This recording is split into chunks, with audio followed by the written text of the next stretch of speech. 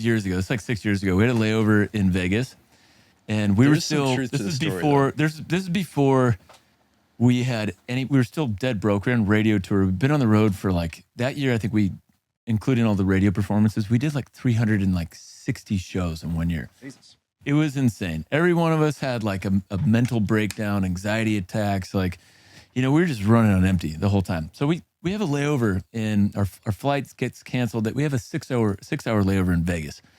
So we get out, and what do you do when you have a 6 hour layover? You go to the Hooters casino. $5 blackjack, $5 crap. You go have the best wings, and you go to the $5 blackjack tables. Those are the only guys we have. And you smoke a lot of pot.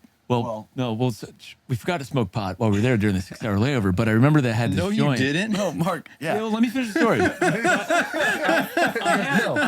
I had this joint, but back in the day, like it was a little bit different, like traveling with pot. Like it was basically illegal in almost every state in the union. So I was like, oh my God. So fire up this joint and just pipe this thing. Just powerhouse it, right? Then get in the car.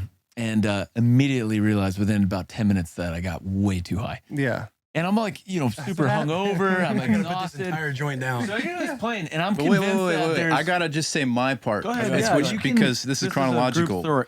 Story. So for my part of this, I sit on this plane, and I'm not gonna go into too much description, but the guy who sits down next, this is back when we're flying coach, sardine, which sardine class. Southwest is maybe the best airline. Yeah. And so I'm in the window. Don't fly it much anymore, but it's great. So I'm like, trapped over in the window, and then the guy who sits in the middle seat, I've never in my life gotten a vibe, and I didn't even smoke pot.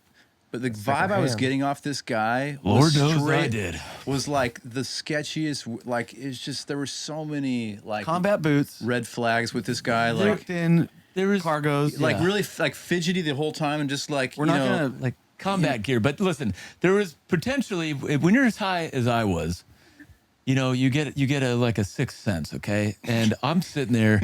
And all of a sudden, I decide that something's going to go down, and it is now my job. Mark is also looking. He is also looking. There's two guys, and they're communicating. They're sending texts back and forth from the back to the front of the plane, right? He thinks that everybody's surrounded. So for some reason, because I'm tuned in, like I'm really high, right? And I'm just like, I'm seeing this, and I'm like, oh my God, this is it. Mark, by the way, is 8 rows ahead of us. Okay, right. He's not even like. So I'm freaking out. Okay, I'm too high. All right, I smoked sativa. I don't usually smoke sativa. I powerhouse this entire joint. Listen, I know now I've learned my limits. I'm a one puff guy. Yeah. For an edible, indica, really mellow. I like just a touch of anything. I don't like getting too drunk. I don't like getting too high. I don't like doing any of that stuff. And okay, just picture yourself just being the most hungover, exhausted, and the highest you've ever been.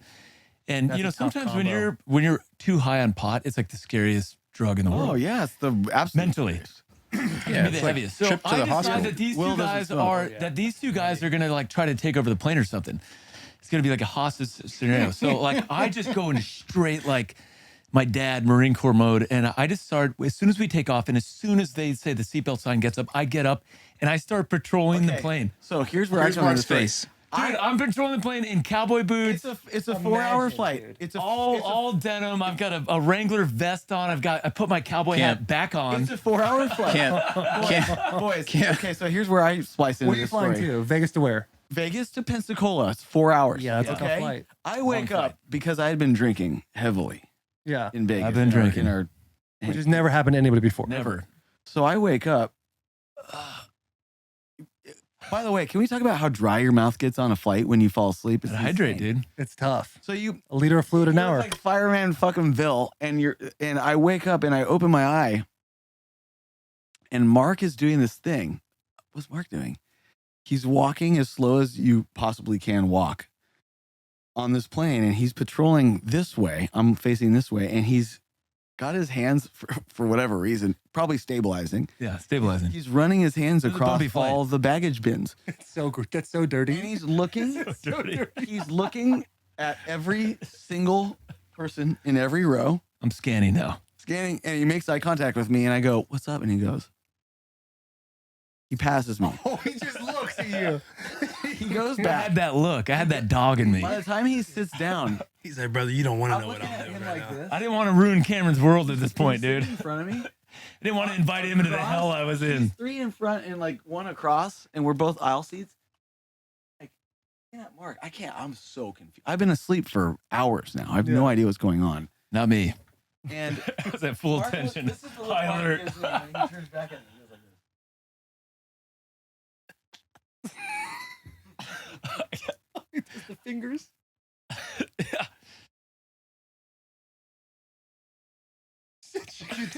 Yeah.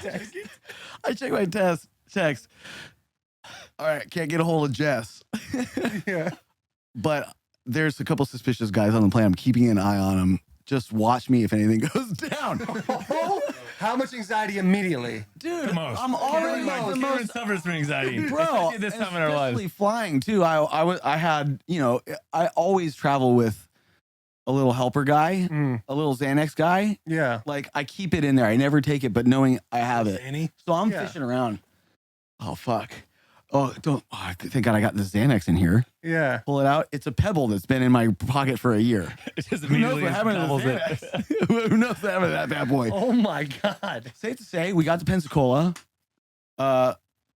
Nothing happened, thankfully, to Randall Storm. And by the time we landed, the weed had worn off. And Oh no, Mark, you still believed. I remember distinctly going to baggage claim in the That is story true. that you gave us. but Jess did. That's true. It's kind of like corroborated that's it. true. But just No, I mean, Mark. vibe. Jess did have a vibe, and he wasn't. I mean, stoned. after this all happened, You I was described the dirt on the guy's where were butt. you during the flight? Did you notice what I was was going on? sitting next to the guy.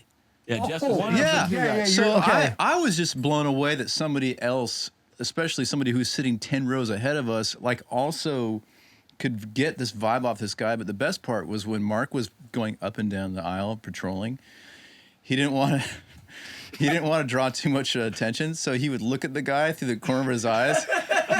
And he would just pass by, and his eyes would have to go like farther and farther. Ladies and gentlemen, if you ever see Midland on your flight, you can rest assured you are very safe. So then we were all joking.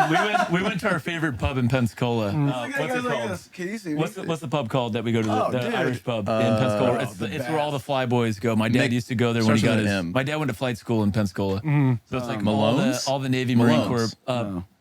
What is it called? Not called Malone. Google the Irish guys- pub Pensacola you where they guys- have all the dollar bills. They have like McGuire's Irish pub.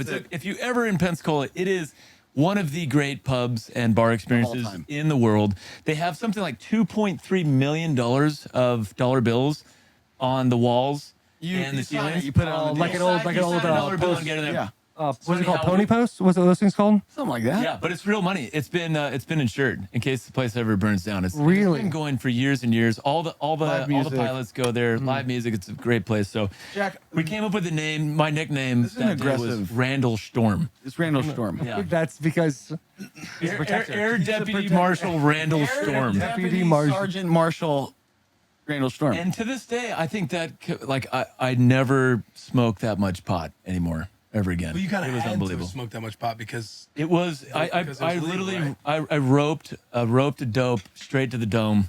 Straight in to the about, headpiece. in about 5 minutes because we were running late. All of a sudden, we had a 6-hour layover, and of course, we're about to miss our flight that way.